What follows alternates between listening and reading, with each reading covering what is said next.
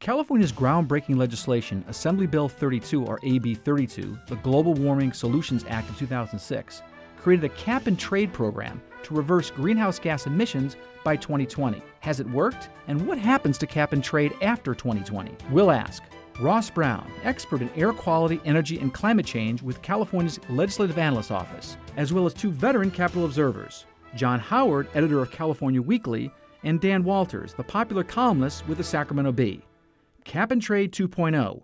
What changes?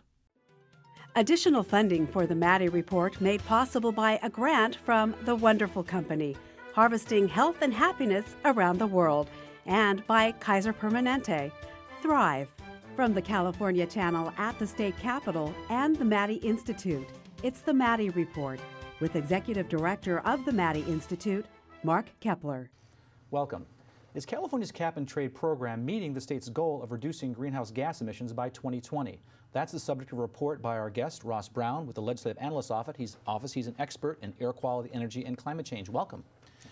So, cap-and-trade is one strategy that California has kind of adopted to meet its greenhouse gas emission goals by 2020. How does it differ from the more traditional regulatory approach? Under more traditional approaches, a regulator will tell a company or a polluter that they need to install a particular type of technology, or all polluters need to meet some sort of particular emission standard. Cap and trade is... And if they don't, they ding them, right? They fine them or Exactly, do something. exactly. And cap and trade is what's called a market-based mechanism. And so the idea is to establish a price or a cost for a unit of emission, and to encourage companies to reduce their emissions based on that price and based on that cost. And the idea is to encourage companies to identify the least costly emission reduction. And it'd be cost effective, right? So say hit the target B, we don't care how you do it, just hit the target. Exactly, exactly. And it gives that flexibility to companies to achieve that. You know, about 30%, what I'm reading in your report, about 30% of the greenhouse gas emission reductions come from the cap and trade program. How much of the greenhouse gas emissions, though, are capped? You don't cap all of them. How much do you cap? How much is uncapped? And can you give us some examples?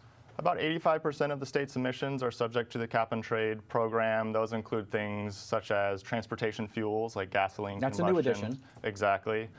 Electricity generation from power plants, various industrial sources such as cement manufacturing and oil refineries. Some of the uncapped sources are things like methane emissions from landfills or from dairy farms, from manure on dairy farms. Agriculture is a big exemption from there. Exactly. That was a little surprising probably to some. How does the ARB, the Air Resources Board, implement the cap and trade program? How do they go about enforcing it?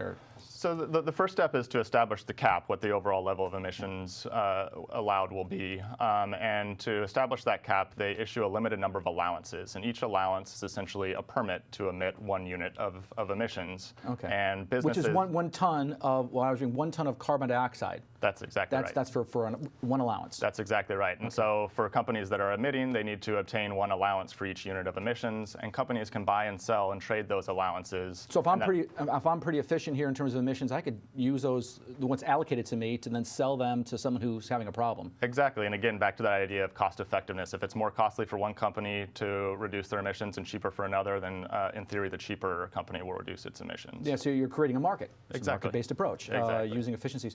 You know, AB 32, which kind of started all this a few years ago, established these greenhouse gas emission targets by 2020. What happens, though, to these greenhouse gas emission goals and the cap and trade program after 2020? Well, I think the most important point here is that there's quite a bit of uncertainty about sort of the legality going forward and what's in AB 32. I'll take the question in 2 parts. One is just the overall limit on emissions, and our reading of the law is that that cap that's established for 2020 will remain beyond 2020. Which is the 1990 levels. Exactly. Okay, so they're supposed to reduce it, just to be clear, they're supposed to reduce greenhouse gas emission levels to 1990 levels by 2020. Exactly, okay. And so that cap on overall emissions and that limit will remain beyond that. Not any lower, not go away. As far as the cap and trade program... This is, as a point, though, not any lower, you say, but the governor and others want it to go lower. Exactly, exactly. Right. And so that's part of the policy discussions okay. going on right now, exactly. And as far as using the cap and trade program as a tool to achieve those limits, there's also uncertainty regarding that, but our view is that the legislature would likely need to reapprove that in order for it to extend beyond 2020. Okay, so some of these carbon allowances are given away and some are auctioned. How is that decided, and what's the split between those that are given away and those that are auctioned? So the ARB determines how many are given away and how many are auctioned. One of the key determining factors is for giving the allowances away. They look at companies that are at risk of potentially moving out of state if they have to pay the higher prices for the allowances and have to purchase the allowances. And so they'll make a determination of giving some allowances away to those companies that are at risk. For the remaining allowances, they're typically auctioned off. And roughly half of the allowances are auctioned off and the other half are given away. Yeah, and the one issue about giving away some of these allowances is you're concerned about what's called leakage. Can you mention just that whole point about leakage? Exactly, and so leakage is sort of that issue that I was just touching on, which is certain companies, if they have to pay for the allowances, then there's a concern that they won't be as competitive with other companies that are out of state, and so some of the economic activity and even some of the emissions associated with producing those types of products will be pushed out of state, and so the idea is to try and limit that type of leakage. We don't to make the situation worse. Well, just very quickly, how much revenue does cap and trade generate, and what's the money used for? About $2 billion a year currently, and the money has to be spent on greenhouse gas emission reductions by law. The money is used on a variety of different things, including the state's high-speed rail project, transit services, rebates for electric vehicles, and a variety of other things. Okay, well, thanks for providing that overview of California's cap and trade program. Up next, so what can be done to improve the cap and trade program? That conversation in a moment. This is the Maddy Report. Welcome back. We're talking with Ross Brown, the LAO's expert on air quality, energy, and climate change about the state's cap and trade program. So you've suggested that spending a substantial amount of auction revenue on greenhouse gas emissions in the capped sector may not be a good idea. Why is that? It's because there are some complicated and perhaps sort of unexpected consequences associated with spending on those types of activities. And it gets at sort of the fundamental issue of the cap, or the number of allowances that are issued, is really the primary factor determining your overall level of emissions. And to the extent that the number of allowances is limiting emissions, then if the state spends to encourage an emission reduction from one particular type of company or source, then in many cases that might simply free up an allowance to be used by another company that otherwise would have reduced their emissions, but now they have their allowance net available zero to them. So exactly, in the end there may not be any net change in overall emissions. Right now, though, you were talking earlier about cap and trade money can only be spent on greenhouse gas emission reductions. What are the implications of that, limiting to how you can spend that money? Well, one is just the interactions that we just talked about, and perhaps no net effect on emissions. There are also implications about whether or not the state would be spending on the most cost-effective reductions. Another important implication is that there's limited flexibility for the state to use the revenue in ways that achieve other goals. For example, it can't use the revenue to provide rebates or tax offsets to help offset some of the costs that businesses or households might be incurring as a result of operating the program. I mean, the whole idea behind cap and trade was not as a revenue generator. The idea was supposed to be to reduce greenhouse gas emissions, is my understanding. Exactly, and provide that incentive, and so you can keep that incentive in place and perhaps use the revenue to help offset some of those costs rather than keeping it for the there's been this discussion, was in your report, about this uncertainty around cap and trade after 2020 because of the way how AB 32 was written. What are the implications of that uncertainty? Well, for private businesses, there's some uncertainty about what types of investments they should be making, particularly in types of activities that might have more long-run effects on emissions. And so if they don't know whether the program's going to be in place, they don't know whether it's a good idea to invest in a particular So we've type invested of to technology. get down to 1990 levels.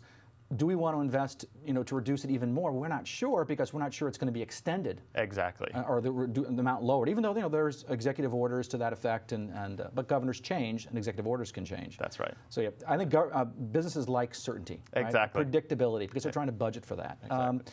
What about the different scenarios? You were talking about in your report about different scenarios to promote the goals of AB 32. One of the ones you talk about is basically leaving the legal framework unchanged, but require that cap and trade revenue be spent specifically on greenhouse gas emission reductions. What are the new strategies that could be used under that scenario? Well, some of the ways that we think about under the current framework and the current restrictions on the use of the funds and ways to spend it in a way that achieve various goals are, if the goal is ultimately to reduce more greenhouse gas reductions beyond what the cap establishes, then maybe one way to think about it is to spend on those sources that are outside of the cap sector, such as agriculture that we were talking about before. So put a little more money to that. And so when you talk about the ag sector, for example, I would guess you're talking about things like diesel tractors, perhaps diesel pumps, things of that nature? Not necessarily. It's more, I think, the emissions associated. Take a dairy farm, for example, and the manure associated with that dairy farm that leaks methane, and those are greenhouse gases. And so those are emissions that aren't subject to the typical cap and trade program. And so investing in things that reduce those types of emissions might have an overall net effect. And we can't put a catalytic converter on a cow, so you got to figure out how we're going to do that. The other option you were talking about in your report, this is the second option, was to reauthorize the cap and trade program with a 2/3 vote. I want you to talk about that. Why 2/3? And then completely remove the requirement of cap and trade money being spent exclusively on greenhouse gas emission reductions. What are the implications of that approach if that was taken? Well, it gets back at the issue of flexibility. And again, the goal of the program is not necessarily to raise revenue. It's provide an incentive for greenhouse gas emission reductions. And so by removing that requirement, the state would have greater flexibility to use any money that does come in on rebates or tax reductions to, again, help offset some of the costs, or it could fund whatever its other highest priorities It's kind of are. like calling it what it is. I mean, it is a revenue generator. But why 2/3? You know, it was passed with a majority vote. You're suggesting maybe 2/3 might be an option to consider. Why 2/3? Because a 2/3 vote is really needed to remove that requirement that the money be spent on greenhouse gas Because emission taxes have to reductions. be by a 2/3 vote. And if it's just a regulatory fee, apparently it just has to be a majority vote. Exactly. The way that the AB 32 program was originally authorized was with a majority vote, and so that's what establishes that So restriction. I think what I got from that in your report is better to be safe than sorry. Well, I want to thank Ross Brown from the Legislative Analyst's Office for giving us some options on how to improve the state's cap and trade program. Up next, what are the politics of cap and trade? We're going to discuss that with two veteran political observers, Dan Walters of the Sacramento Bee and John Howard from Capital Weekly. That conversation in a moment. This is the Maddy Report. Welcome back. Governor Brown has made addressing climate change a key goal of his administration. Moving forward, the question is whether the governor is going to change his strategies to achieve that goal. We have two veteran Capital observers to answer that and other questions. John Howard is the editor of Capital Weekly. Welcome. Thank you, Mark. And Dan Walters is the Sacramento Bee's well-read political columnist. Welcome back, Dan. Thank you, Mark. So, John, let me start with you. Legislature rejected a major piece of the governor's proposed climate change package last year, but the governor wasn't deterred. He said that his, quote, zeal has been intensified to a maximum degree, unquote.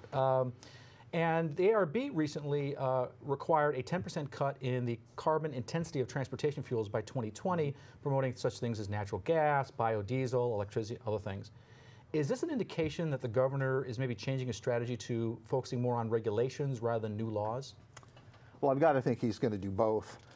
There's no reason at all to think that he's going to stop wanting to do regulations, not do executive orders as it relates to this kind of a topic. And I think he'll continue to do that. Clearly, he wants to get legislation out of the legislature. That's better than having executive orders that can be rolled back later. And I think given that we're at this time of year, we're talking about the budget now. Everything is negotiable. The budget is a political document much more than it's a checkbook document. So I got to think some of this will show up in the budget. Regulations or legislation? Well, I think as John says, it'll probably be both, but he has a real problem with the legislation. As we know, there's now a block of Democrats in the Assembly and maybe even one merging in the Senate of so-called moderate Democrats, Mod Squad. There's several names attached to them. Some of them are not printable in a family setting. And they hold sway. They are the balance of power on these kinds of business-related issues. And when you talked about cutting oil in transportation by 50%, that's a multi-billion-dollar business issue, and the oil industry takes umbrage at that, and they will fight back, and they've been so successful so far. He can try to do it through other venues, but as John says, it doesn't have the permanency of law. He talks about, well, we're going to put a bunch of money into improving mass transit, and that will have it, but that's a kind of an indirect carrot rather than a stick, and he wants a stick. He wants something in law that says you cut petroleum use in automotive travel by 50% by 2030. I don't know if it's even technically possible to do so, but that's what he wants. In fact, we're actually going the other way these days. The gasoline consumption has been rising, not declining, as the price has fallen. So I think he's kind of up against the wall. He's very unhappy with that. I mean, he's mad. I mean, Jerry doesn't like to lose, and he's very frustrated, and he's mad about it.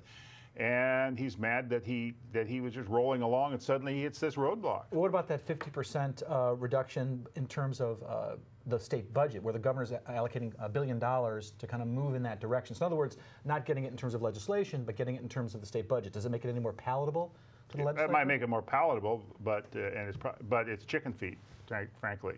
It's a That's the baby. first time I've heard $1 billion referred to as chicken Well, feed. in Sacramento, $1 billion is chicken feed, unfortunately. Or $1 billion here, $1 billion there, and pretty soon it adds up to real money, somebody once said. No, it is chicken feed. It's trying to get a carrot out there, to trying to make it more attractive for people to use transit rather than their cars. But it's a hard slog. $1 billion isn't very much money when you're really talking about that, and it's second or third choice. You know, it's not really his first choice. Yeah. He wants a law that says you got to do it, and it's going to be very difficult. Well, let's talk about that, John. I want to ask you a question, though. You know, AB 32 is supposed to basically sunset in 2020 in a way. I mean, there's nothing past that. Do you think the legislature is going to try to re-up it with either a simple majority or a 2/3 vote? What's going to happen with AB 32 going forward? I don't see AB 32 going away. I guess a simple majority vote would be easier than a 2/3 vote. But there are lots of other ways to keep this process going. Executive orders are one of them. We're going to have a new governor here in a couple of years. Gavin Newsom has already, hit You're already his anointing wagon. him as the governor? Yeah, maybe Gavin Newsom. Right. But he, for one of the candidates, has already hitched his political wagon to global warming as a problem and dealing with climate change. I don't see AB 32 going away. I think the fight is going to be over the money. One thing that never materialized, I think, with the cap and trade process is the level of the dollars that were involved. They were estimating at the beginning of the auction $12 billion to $45 billion as being these revenue, the possibilities of money coming in. And in fact, the last numbers I saw were $3.5 billion, $3 billion, $3.5 billion, not that much. And the ceiling price still way up. The floor price is still, I think, about $12. It's shy of $13 a credit, and that's not where people thought it would be by now. I think you also have to remember that the whole idea of the cap and trade fees is still under court, in a battle in court. The business community has filed suits saying it's an illegal tax,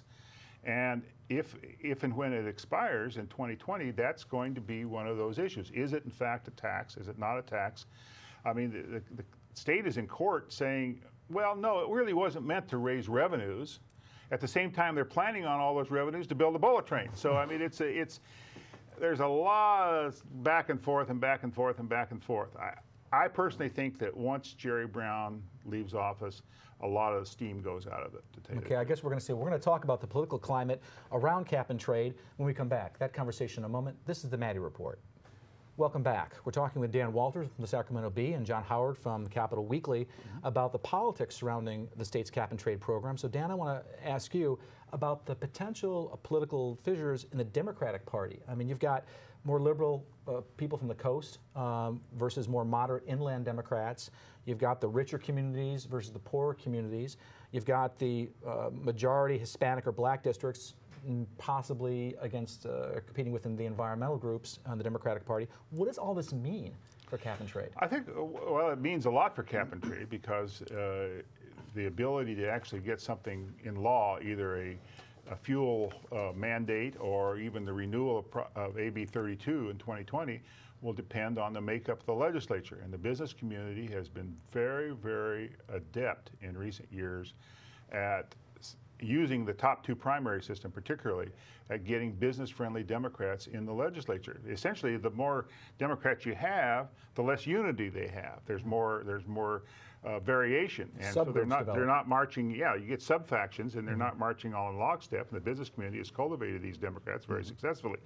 And if there's going to be some vast new environmental program like a fuel mandate, a reduction mandate, or even possibly the renewal of AB 32 in 2020, for lack of a better phrase, the left wing of the party, of the Democratic Party, is going to have to do a better job. It's the price they pay for having bigger numbers, is to not have everybody on the reservation. Yeah, I want to ask you, John, about the mods, and Dan was talking about that earlier. These are the pro-business Democrats, particularly in the Assembly. A lot of them from the San Joaquin Valley. Last year, they basically killed the governor's goal of that 50% reduction in fuel use by 2030. What do you think they're going to be doing going forward? What is going to be their target? Is it legislation? Is it regulation? How are the mods going to play in this area? Well, I think in one respect they'll be fighting legislation.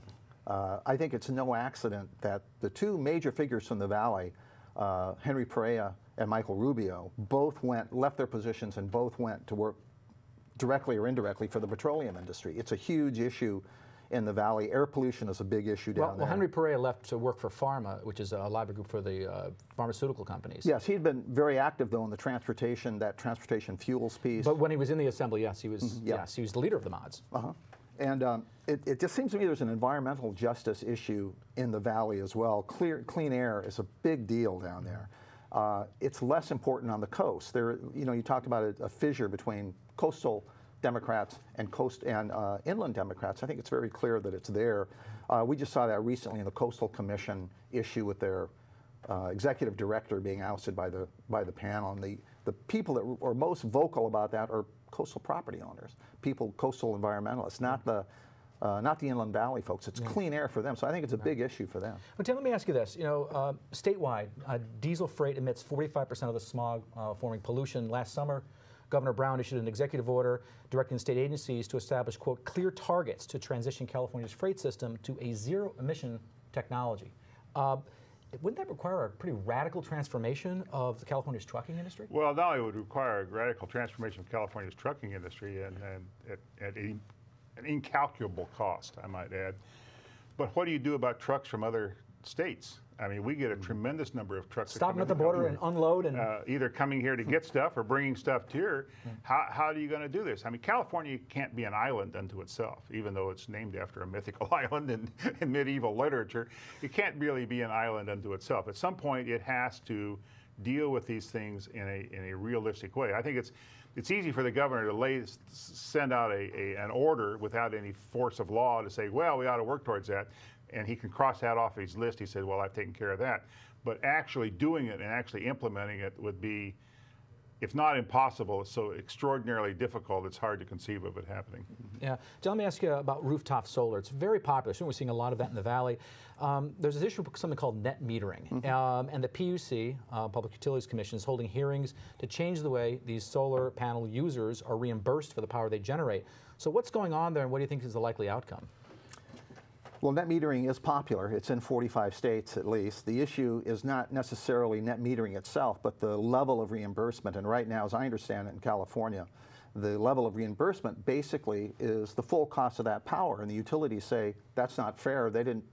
The people getting reimbursed didn't put in the conduits, they didn't put in the infrastructure to do that. Transmission lines and all the rest, I don't think it's going away, though. I think solar energy, alternative energy, is here to stay in some fashion or another, and I think net metering is too. The reimbursement rate is the fight. Another reason why the PUC is probably going to be in the news going forward. Yes, absolutely. Okay, well, I want to thank our guests, Capital Weekly's John Howard and the Sacramento Bee's political columnist Dan Walters for joining us. If you want to stay current on state and local politics, you can sign up for our free e-newsletter, The Maddy Daily, by going onto our website at maddyinstitute.org. You can also check us out on Facebook and Twitter. This is Mark Kepler for The Maddy Report. Thanks for joining us. The views expressed in the Maddy Report are those of the individuals participating in the program and do not necessarily reflect those of the California Channel or the Maddy Institute. If you'd like to share your thoughts about the points and opinions expressed on the Maddy Report, visit our website at maddyinstitute.org.